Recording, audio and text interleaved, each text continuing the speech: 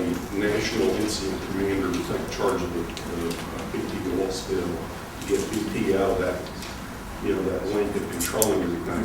So I think that'd be a great thing to do here, to get a Fed to take charge of it, because County Judge Alan Dodson's just running the cover for Exxon. Hi, my name is Emily Lane. I'm a member of Faulkner County Citizens Advisory Group as well. Thanks. I've been out in Mayflower area for about 3 days. I'm not from there. I'm from Greenbrier. But I want to know, for those people who have been affected, has the health department reached out to you? Where's the health department in all this? Have you tried to reach out to the health department? No, I haven't. Has anybody in here tried to reach out to the health department that's been... we've talked to several residents in the area who have tried to reach out to the health department and ADQ, and they're just getting no response back. They're being told, call this other agency, and it's just kind of a runaround. And we've had some people call poison control, and all poison control is saying, if you smell it, get out. You're still being exposed to it. Unfortunately, this is not going to be the last incident like this we're going to have. These pipelines are very old, and there are a lot running through this area, and Exxon, has a lot of natural gas pipelines in the area too that I'm worried about. So that's an issue. If you want to talk to me afterwards about some of what our group is doing to try to get people informed in the community, come talk to me about it. I'm also making a film right now about the issue with natural gas, and it covers fossil fuels and all these things we're talking about and what some of the possible alternatives are. So if you want to talk to me about that as well, please do. And I guess that's all I have. One of the things I love about Conway is there's some great places to fish.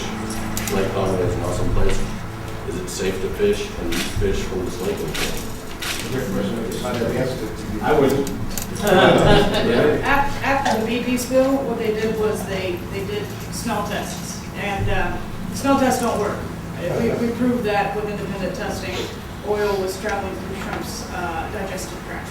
So here, unless they do a complete and total analytical, an examination on the fish, then we won't know. And the key is to, somebody needs to go out there now and catch fish that are on part of the lake that hasn't been affected, and save it and put it, and then when or if we have a fish come up that doesn't look right or has oil on it, we go get it compared. So that would be the only way we could really do that. Yeah, okay. Thank you. Hello. My name is Jessica Summers. I'm a student of Dr. Spitzer's. I don't know if this is a mute point or not, but I was going to, I don't remember who it was that made the comment of that this won't be the last time that it's happened, and this certainly isn't the first time that it's happened. It's, as far as I remember, it happened back in, was it the 80s or 90s that there was an oil spill by Exxon, and my mother swore then and there that she wouldn't ever do Exxon again, and it's just like, I don't know if it concerns, I don't know if it's just me or if anybody else is concerned about this too. I'm a little concerned why they think they can still get away with this. Relating Why they because can we let them. I guess it's just. I think you're saying a lot of things a lot of people are feeling. Absolutely. I mean, this is the 24th anniversary, if I'm not mistaken, of the Valdez. It's very new. No, this year, not today. And they just completed their claims payments a year and a half ago. So, this is happening with regularity. When things happen over and over and over, we get kind of, numb to it until it happens in our backyard, right? But it's up to us to kind of keep this alive, and it's a national and international issue right now. It'll die down if we don't keep fighting and stay together as a community. Just one last, I'm going to keep reminding folks, if there haven't been folks signing the sign-in sheet, let's just raise your hand and make sure we get it. Because we really do want to stay together as a community. My question is, from the video that we saw, from the guy driving through the neighborhood, was the oil pouring down into the street, through the drain culvert, and down into the lake. How has this affected the water table? That's what I want to know. Has it gone into any sort of drinking water or just the water table?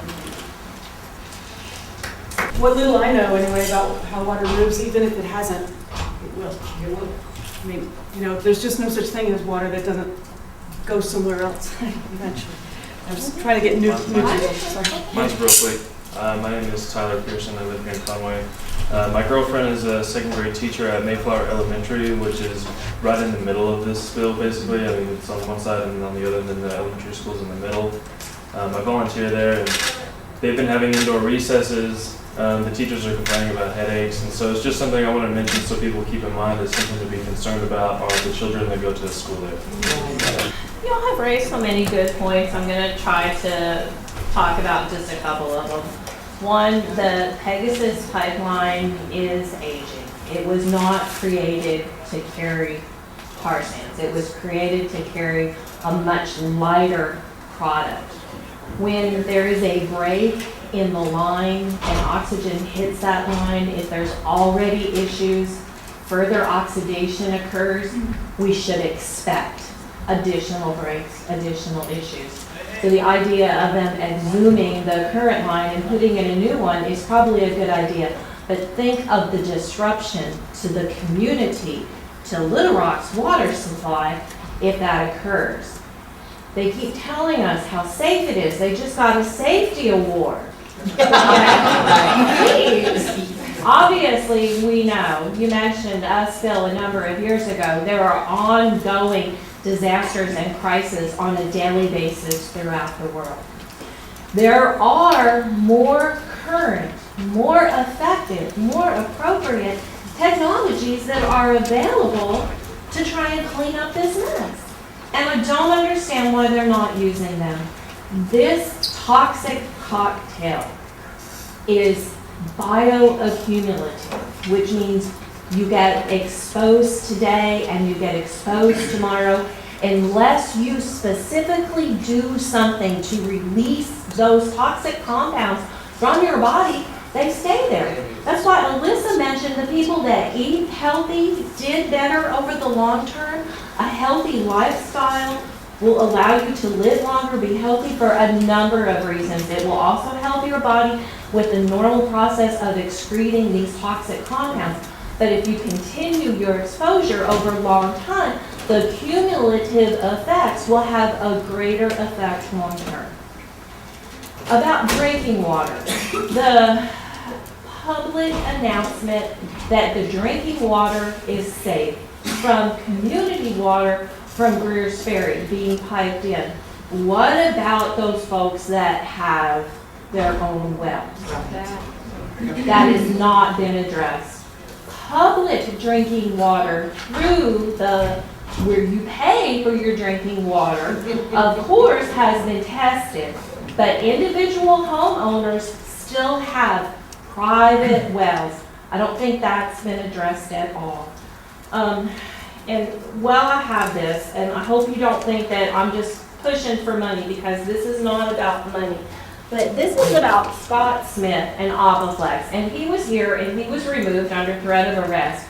But he has a product that was shown to be successful in the Gulf. It's kind of like those things when you go through the car wash that hang down, or your sponge mop, except it's specifically chemically designed to attract and hold the oil out of the water.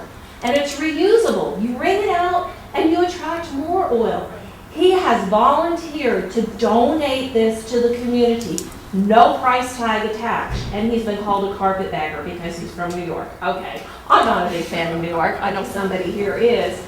But this man has donated his product, his time, his services to come here and provide this product to this community that has shown to be effective. It was one of the only technologies that was purchased by BP. I saw it work when I was in the Gulf. Yep. This compound, this toxic cocktail, sinks to the bottom. The little fish will eat it, the big fish will eat it, and I would say absolutely not. Don't eat the fish out of the lake for right now. Thank you. I'll be quiet. Gary speaking, man. I grew up here in Conway, but I live in Little Rock now. But my family moved to Conway because my dad worked for Oil Pipeline Company. He was the electrical foreman for this whole pipeline. There were 5 pump stations between Doniphan, Missouri, and Norman, Arkansas. He was in charge of them, and he was also in charge of the rectifiers along the way, because you may not know that a pipeline generates electrical current, and that causes corrosion. So you have rectifiers to put DC current into the pipeline every so often to help reverse that corrosion. So there are a lot of issues related to an aging pipeline. This thing is 65 years old, and it goes through a lot of areas that are environmentally sensitive. It crosses 40 different rivers and creeks in the state. As it cuts diagonally from northeast to southwest, it crosses every major watershed in Arkansas. Of course, the people in Little Rock are concerned about Lake Maumelle, but it would affect White River, Little Red, Caddo, Cossatine, you name it, on the other end, Washita. Every major river, the people that are south and east of that pipeline are at risk for the same sort of spill and environmental impact that is happening here in Mayflower. And in dealing with a big oil company, it's easy for them to push around the press or, not give out information or, that sort of thing. But really the biggest weapon that the people have against ExxonMobil is the ability to use the regulatory system to force them to prove that this aging pipeline still has the integrity to be able to carry this diluted bitumen through environmentally sensitive areas. And so I'm hoping that, right now the whole pipeline is shut down. And I guarantee if you want to get ExxonMobil's attention, you shut down their pipeline. Yeah. Because they are not making money on this pipeline, and that's a big deal. My dad, whenever he would have a pump station down, he had all sorts of pressure on him to get that pump station back up because they were losing money while what he's not. So anyway, I went out to Mayflower Sunday. I was talking to a gentleman who had property right within 100 yards of the leak site, and he had a well. He said, "Do you think that's going to affect my well?" I said, "If I were you, the first thing I'd do is go get somebody to come in and do a chemical analysis of your well water because you want a baseline. Because if it comes up with bad stuff in it later, you need to be able to say, well, as of this date, it wasn't there." And anyway, that whole water table pollution issue is a tough one, but the quicker that it can be, you can get a baseline established, the better.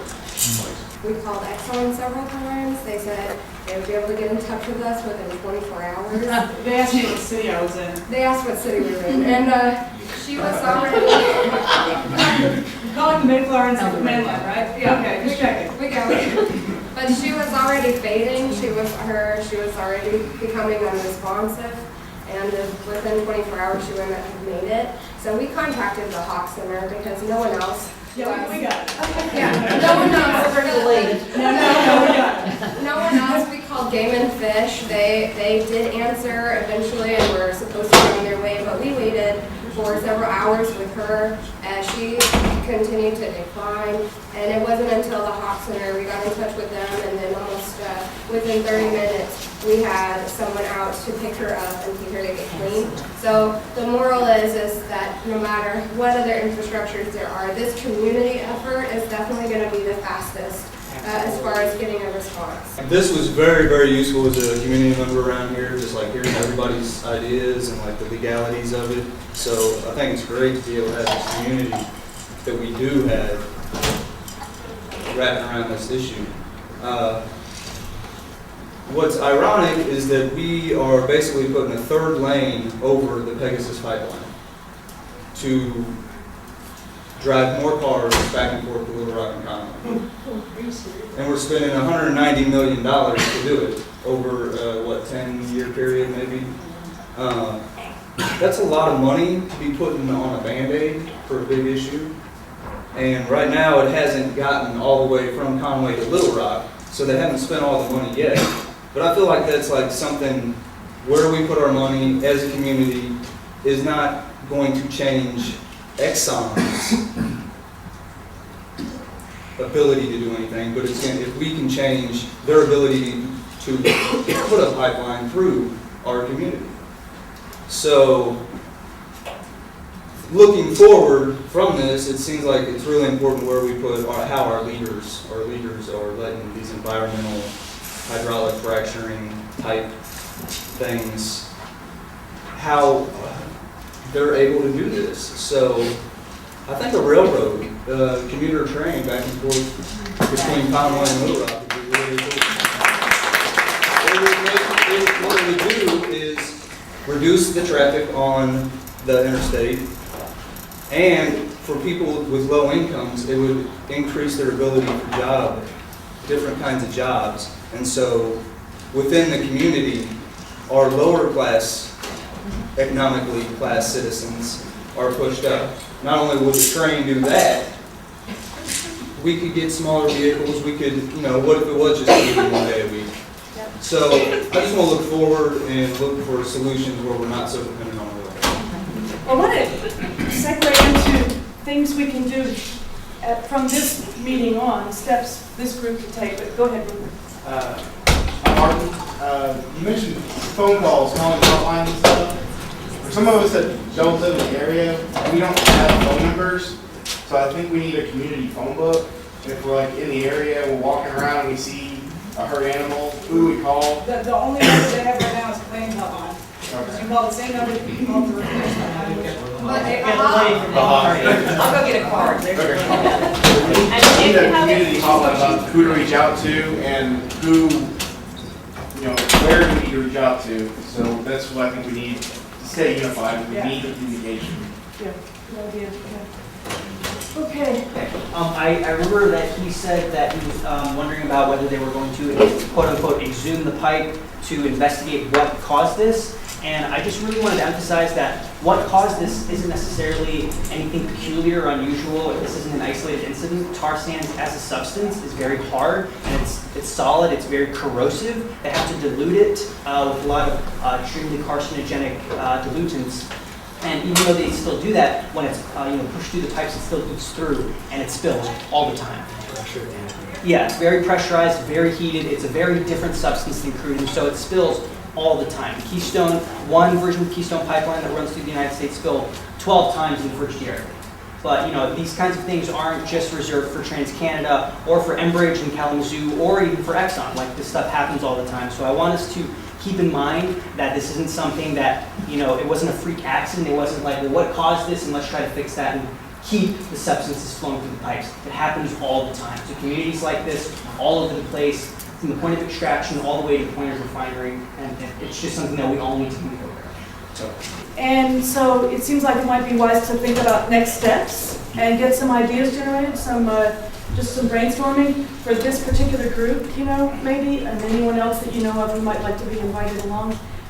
Bearing in mind that we're not, I don't believe any of us here, authority figures per se that can go, push a button and magically make something change.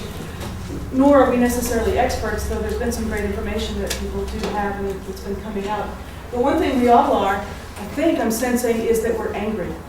And if nothing else, anger can be a really constructive, positive emotion. But I do want to urge constructive, positive use of it, channeling of it toward good, wonderful things that might come out of that. And I think we probably all agree that at least a certain amount of respect for each other and ideas and opinions would be the first thing to keep in mind on that score. But then beyond that, what else would you like to see? Could you put your number on the board? This is the hotline number, I guess, going up. And I'm going to give you For the Hawk Hawk's Center, number, yeah. but I'm also going to give you mine because Hawk is 100% volunteers. She has a full-time job and a child. She's getting out past Russellville. I'm the one who's going to come get them. So I'm going to give you both numbers. Great. Can I ask that the next few comments that come out as we continue to pass the baton or stick, whatever, start your sentence with "we should," okay? So we can sort of stay on task. We should what? We should, excuse me, call attention to the corrupting influence of money on our political system. Somebody asked how Exxon keeps getting away with it, because laws allow them to use their money by as much influence they want. To tell you, in 2009, Exxon paid zero in federal income taxes. Zero. Not only that, they got $156 million of all the taxpayer money as a refund. And this in turn, they're allowed to funnel all of their money to the executive and to the shareholders, who in turn can use that money to buy influence with people like Congressman Griffin, with Senator Pryor, and yes, even President Barack Obama. And according to the Supreme Court of the United States, ExxonMobil is a person and thus has the right to buy as much influence as they want. If we don't call attention to that, larger issue, this will keep happening over and over again. Okay, thank you. We should contact the state attorney general's office because they have started an investigation. And since that investigation began, the estimate of the spill already doubled. And that's just the estimate. They still don't know how much is there. But the attorney general is the one who signs off before the pipeline can resume. Exxon's plan was to seal the break and start it up again. And the attorney general said, we're investigating. That's something. Yeah, so. We should, and I don't know how to do this, but we should form some kind of organized group of collaboration between 3 universities here in Conway. We are the city of colleges, and if it takes a half an hour for HOP to respond to something that it would take 4 hours for Exxon to respond to, obviously we can pool our resources. We're an educated community. If we can pool our resources, then we can probably work first. I have a great idea about what we should do, and it's a little bit strategic, but I want to see if you guys like it.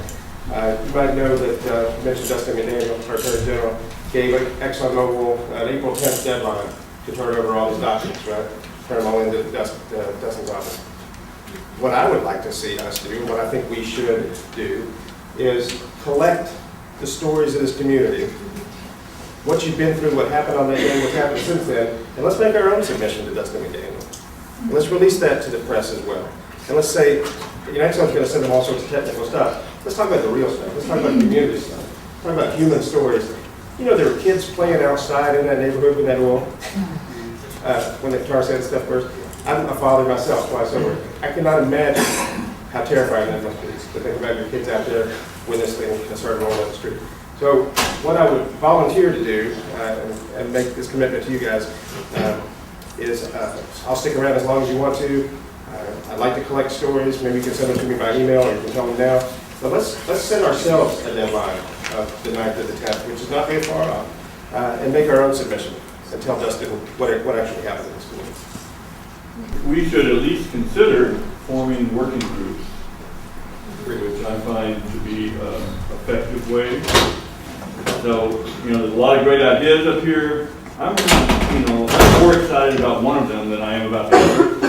And so I would love to get together with other people who are excited about that one idea. We should continue to meet on a regular basis. The idea of working groups is very practical. We should look for an area to share information, to be able to connect and contact, so that there is a place. There's a couple of Facebook pages, maybe listing them so that everyone would know where they were to go for information would be a good idea. And continue to meet and share information. That unified voice is going to be more powerful than any one of us alone. Do you want to put that on the board, the Mayflower? Well, yeah, we should. Page, whatever, I can't find the name of it. We need to have one, we should agree on one place to funnel information. Because we have more than one about this purpose. I wasn't going to talk, I just came to observe, because I'm not personally affected, but it is my community.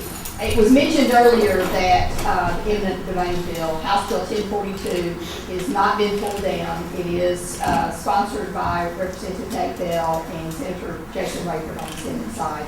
And it does allow for the eminent domain for pipeline transfers, or for pipelines to take your private property, for the pipeline companies to come in and take your private property.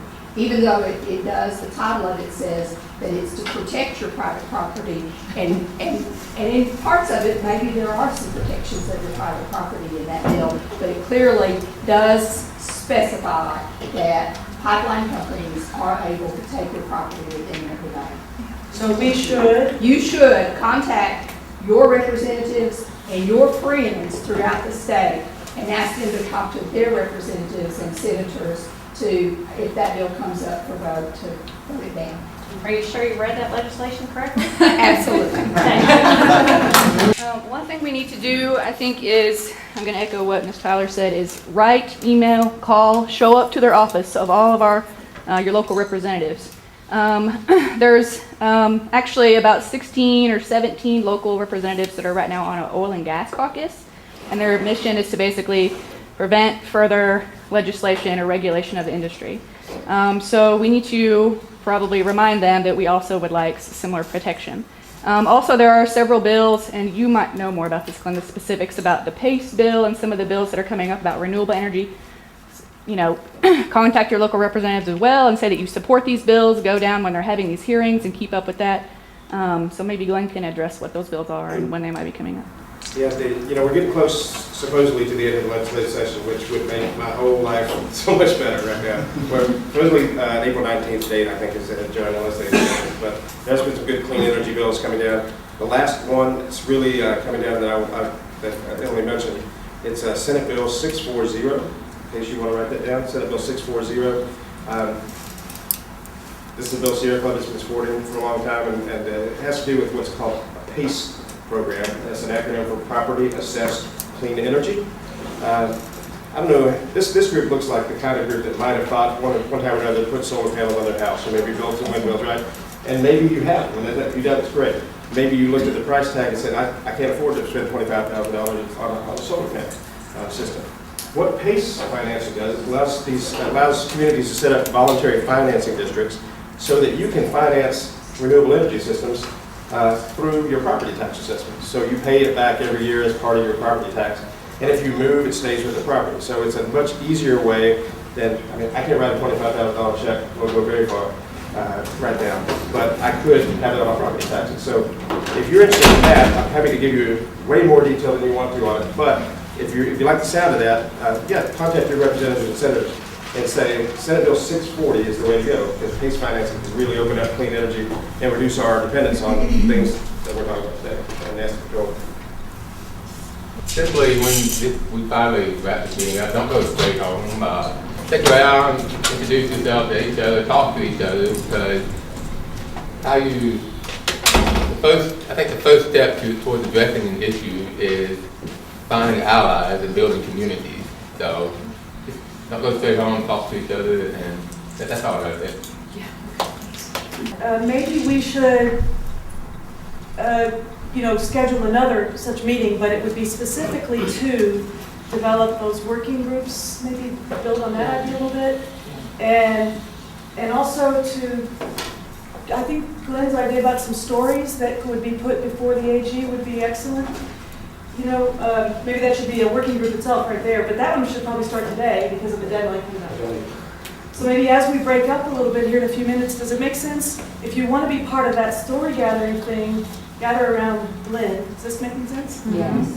If you want to be, I don't know how to divide the working groups. Do you have some ideas, Jim, on what sort of topics? Well, what would be good is to have another meeting, Just to and we that, could do something that worked very well for us when we did the Faulkner County Support for Sustainable Community. Yeah.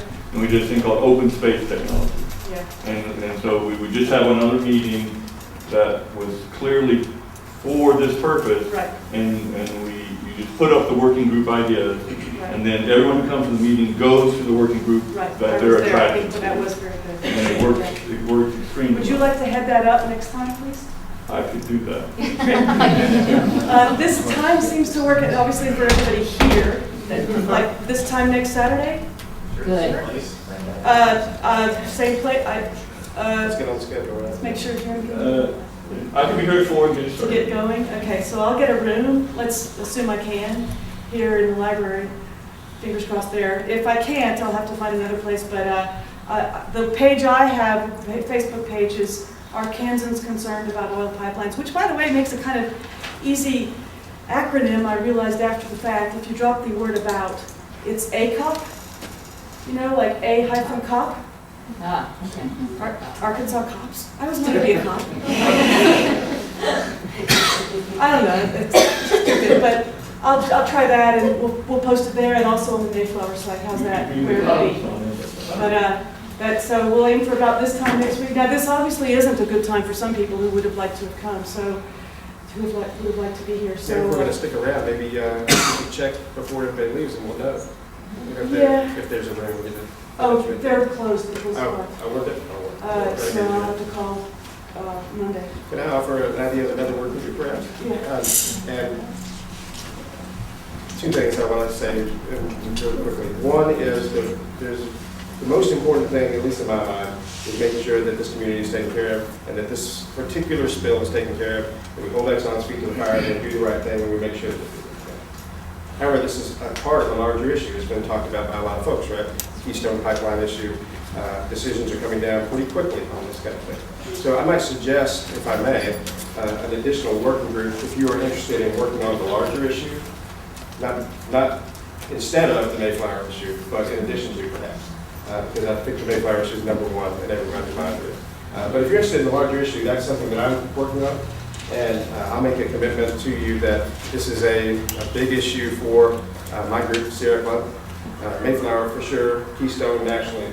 And so we're fairly well resourced on this issue. It's a big deal. And so we'd love to have your help. We've got some folks to convince. It needs some convincing to do the right thing. So think about that if you want to be part of it.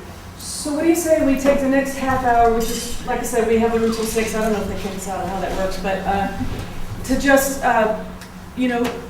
meet each other, visit. We should take our health very seriously.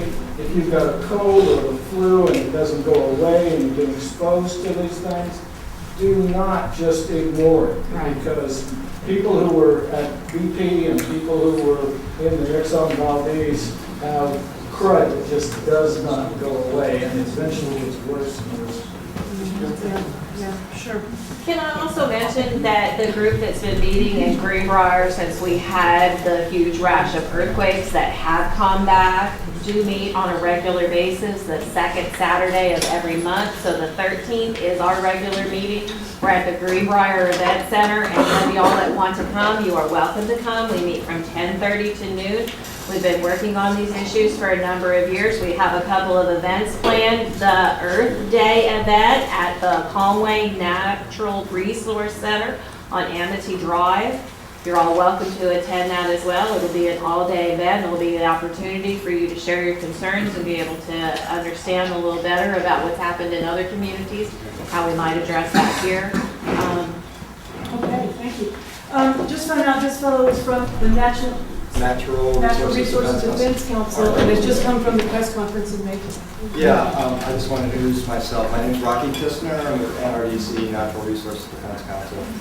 We work a lot on tar sands issues, very involved with local communities in Kalamazoo. And I'm a communications guy, journalist by training. I tend to, I write stories, blogs, a lot of stuff for Huffington Post, videos. Eric, my colleague over here. And so we would love, if you feel comfortable talking to us about your stories, about what you know, about what happened to you, not, rumors, just facts. We're a fact-based organization, NRDC, but as Sierra Club is.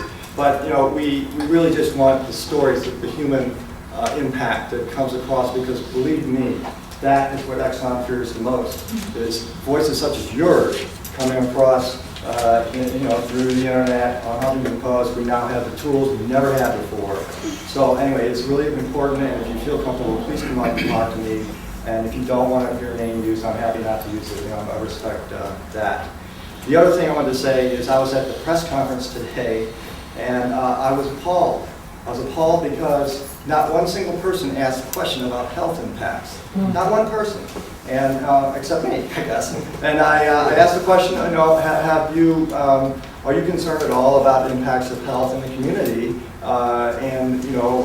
Is this an issue? And also, what about the workers? Because they said the only place where they found elevated levels of toxins in the air were around the workers. And if you notice, the workers are not wearing respirators. They're out there in the heat. They're exposed to this stuff 24/7. well, not all of them, but, a lot. And so, and the response was, first of all, the workers don't need respirators, the toxins aren't elevated enough. Well, I don't know if that's true or not, but that's what they said. And second of all, they said, well, we're not aware of any problems in the community. We're not aware of any. I said, well, I followed up with a question, well, it seems like I've talked to a lot of people with headaches, nausea, that kind of thing. They said, well, that's a question for the health department. And I said, the health department is not there. So anyway, I just wanted to pass that along. The other thing that they mentioned, I asked a question about tar sands, whether, what was the substance in the oil? And the response was, well, we think it's Wabasa crude, heavy crude or whatever, but we don't know. And somebody asked, well, what about dilbit and other toxins? And said, we don't know anything about that. So, it's pretty amazing that the organization that's responsible for cleaning up the oil, in the river and the streams there, is still not sure what it is. Just a question, who were you directing your question to? Who was? Okay, I'm sorry, I was directing the question, the press conference was by the incident command, so it was the county judge, Dotson, I believe. Yes. And there was a representative from DEQ, from State Environmental Quality, there was a person from the EPA, and then there was a representative from Exxon Pipeline. So those are the four people who were presented to us as the principal players in terms of commanding the cleanup, and they are. So anyway, I just was a little surprised by the responses to some of the questions. I just wanted to pass that on. Thank you. Thank you very much. Okay, great. Well, I think it's been really good to have, this initial chance to get together, meet each other a little bit, and get some of these concerns there, and try to channel the energy in constructive, helpful ways. You said something, Amanda? Or right here? Oh, sorry. Oh, no, I just had one more we should, if that's okay. We should be maintaining our education, stay educated about tar sands and about this pipeline, because if you depend on Exxon, to tell you the truth, obviously they're not going to do it. If you depend on mainstream media sources, obviously they're not really going to do it either. So there's that. And also, we should see if Exxon has a physical presence here in Mayflower, Little Rock, any surrounding areas, like any offices, and let them know, whether it's through rallies or call-ins, whatever, that they can't do business here anymore. Regardless of this pipeline, they're going to try to patch it up and then have it pumping again. It's our responsibility as community members to say, you need to be held accountable, and we don't want you here anymore, period. Okay, and if you have any stories like that, if you want to talk to us, we don't have bosses, guidelines, we're not anything like that, so talk to us, we will tell your story. Your organization again? Tar Sands Blockade. Okay, we're based in Texas, and if you want to go to our website, it's tarsandsblockade.org.